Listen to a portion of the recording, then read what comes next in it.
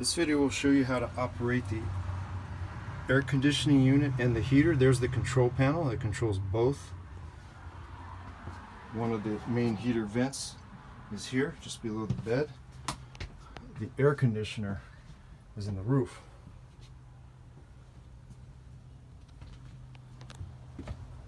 You must have the auxiliary battery on.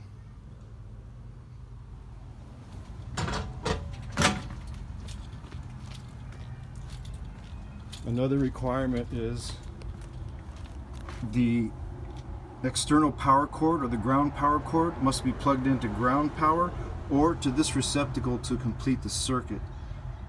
If that's not plugged in, the air conditioning will not work. One last feature, there is a small toggle switch. If the AC is not working, you can check this toggle switch at the generator, and it must be outward towards you.